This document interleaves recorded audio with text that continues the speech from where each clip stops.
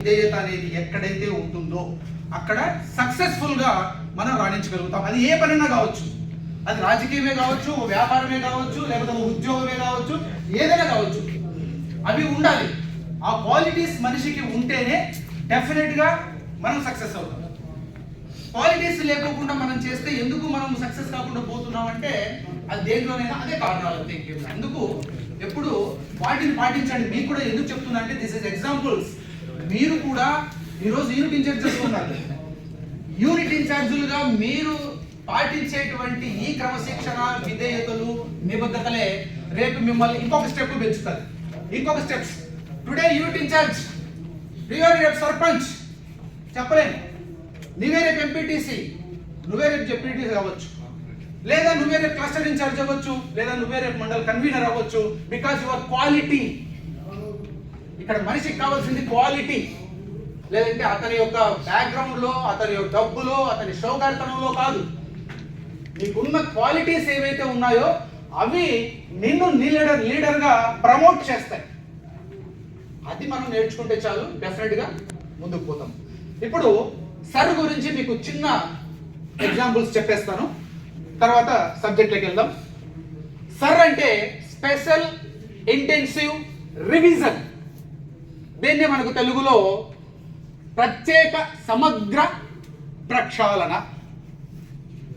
ప్రతి 20 సంవత్సరాలకు ఒక్కసారి ఎన్నికల కమిషన్, భారత ఎన్నికల కమిషన్ ఈ సర్ అనే కార్యక్రమం చేస్తుంది. 2002లో చేసింది. యాక్చువల్గా మనకి 4 సంవత్సరాల క్రితమే జరగాలి, కానీ లేట్ అయ్యింది. ఇప్పుడు జరుపుతా ఉంది 2025 నుండి. 20 సంవత్సరాలకు ఒక్కసారి ఈ ప్రక్రియ జరిగితేనే దాంట్లో తీసివేయాల్సినవి, యాడ్ చేయాల్సినవి, మార్పులు చేయాల్సినవి చాలా ఉంటాయి. ఇవన్నీ కూడా మళ్ళీ తయారు చేయడం. ఈవెన్ మనం పంట పెట్టేటువంటి భూముల్లోనే 4-5 పంటల తర్వాత పంట మార్పిడి చేస్తాం.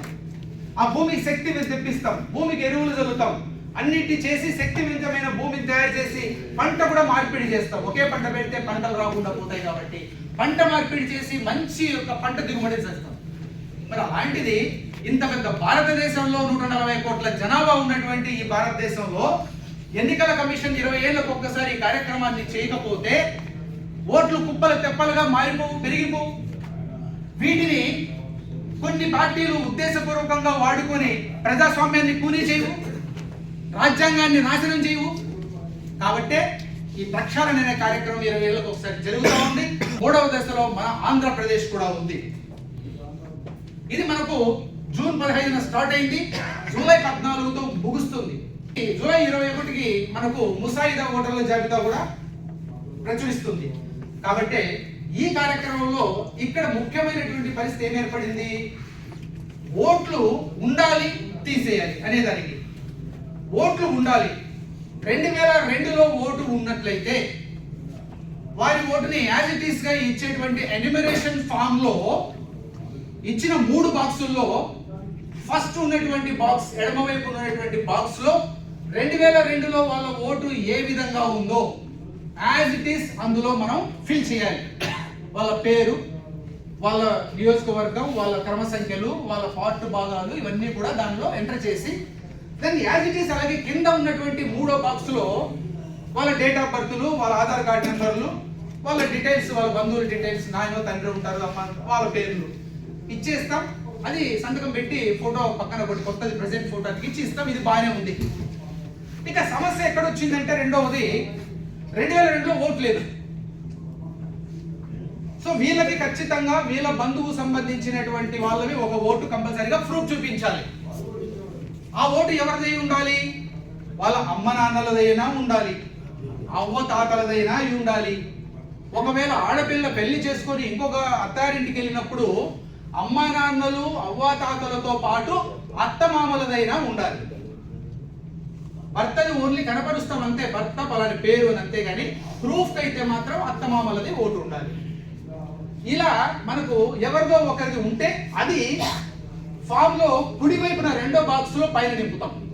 ఫస్ట్ దాంట్లో కాదు, 2వ దాంట్లో నింపి తర్వాత కింద వాళ్ళ డేట్ ఆఫ్ బర్త్, వాళ్ళ యొక్క ఆధార్ కార్డు నెంబర్లు, వాళ్ళ వివరాలన్నీ కూడా ఇచ్చి కింద మనం సంతకం పెట్టేస్తాం. పైన ఫోటో అతికిస్తాం. ఒకవేళ పర్సన్ లేడు, ఇప్పుడు నా కూతురు ఉంది అనుకున్నాం, నా కూతురుది నేను నింపాలి, తను ఎక్కడో బయట బెంగళూరు ఇంకోటో జాబ్ చేస్తూ ఉంది, నేను తనకి 2002లో ఓటు లేదు కాబట్టి తనకి ఇక్కడ నా డీటెయిల్స్ అన్ని నింపుతాను, నాకు ఓటు ఉంది 2002లో కాబట్టి, తర్వాత తన డీటెయిల్స్ అన్ని ఇక్కడ కింద కనబరుస్తాను, కింద నేను సంతకం పెట్టి పక్కన మనం ఖచ్చితంగా ఏమవుతాం ఆ పర్సన్కి అనేది రాయాలి. నేను నా సంతకం పెట్టి పక్కన తండ్రి, ఒకవేళ అమ్మ రాసింది అనుకో అమ్మ అని పక్కన సంతకం పక్కన ఖచ్చితంగా రాయాలంటే ఈ సంతకం తనకు ఏమవుతారు అని ఇలాగా మనం చేస్తాం. ఇది రెండవ ప్రక్రియ.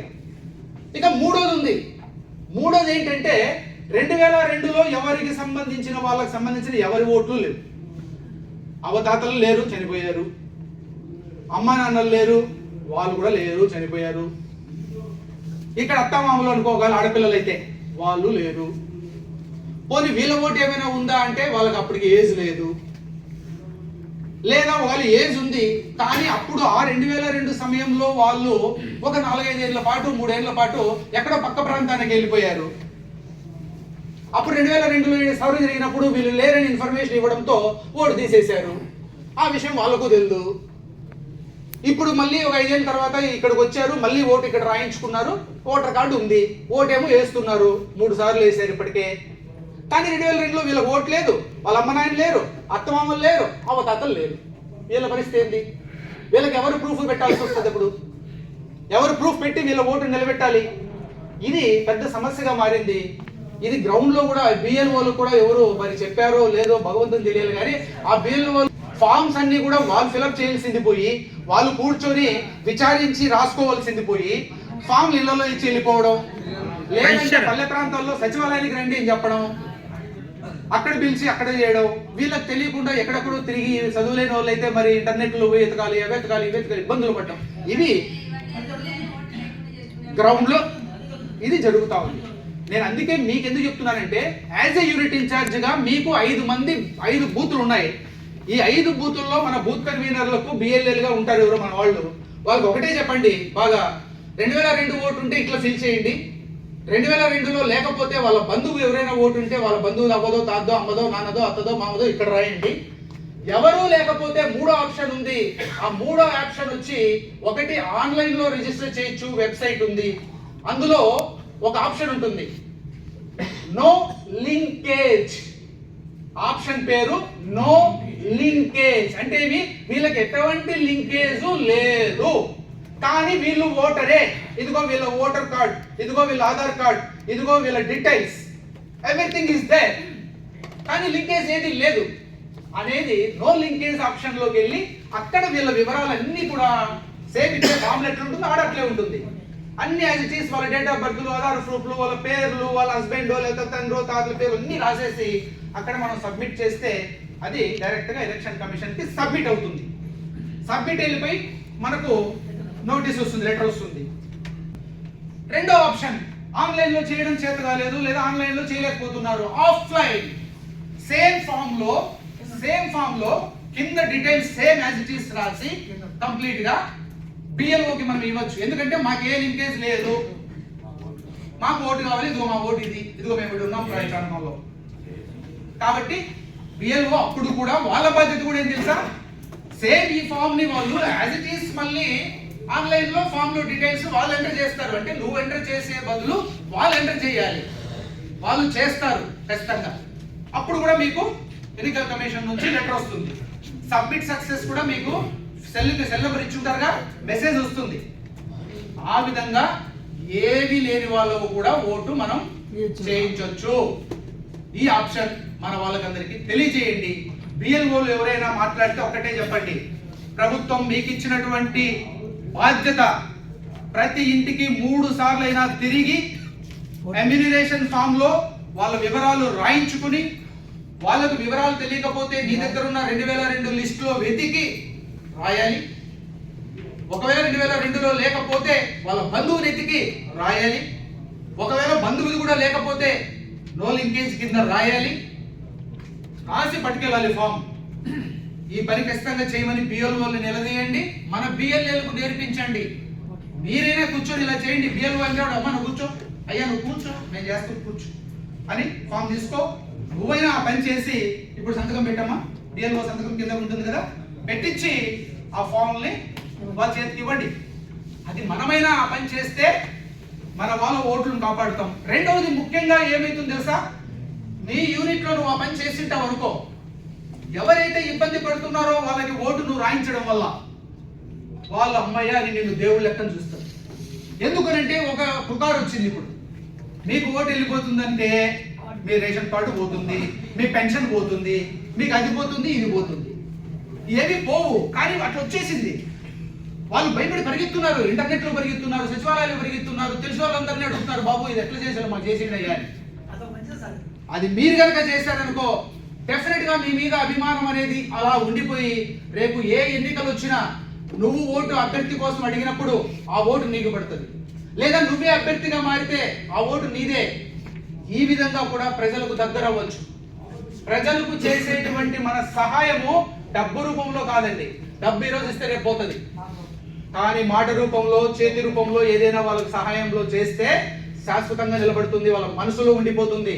నాకు పలానప్పుడు ఈ పని చేసి పెట్టాడు అన్న, నిజంగా చాలా మంచోడు, లేకపోతే ఆ రోజు నా పరిస్థితి ఎట్లున్నో అనేది ఒకటి భావన వచ్చిందంటే వాళ్ళు ఖచ్చితంగా మీకు రుణపడి ఉంటారు. ఆ రుణాన్ని తీర్చుకునే సమయంలో ఖచ్చితంగా తీర్చుకుంటారు. కాబట్టి సర్లో డెఫినెట్ గా మీరు బాధ్యత తీసుకోండి. మీ బూతులో 5 బూతుల్లోనో 6 బూతుల్లోనో మీరు బూత్ ఏజెంట్లని ఖచ్చితంగా జాగ్రత్తగా ఫాలో అప్ చేయించండి. ఎక్కడా ఓటు పోనీకోకుండా చేతగాని వాళ్ళకి సాయం చేస్తూ ఓట్ల విషయంలో మీరు హెల్ప్ చేయండి. You are the best unit in charge. Okay, thank you so much.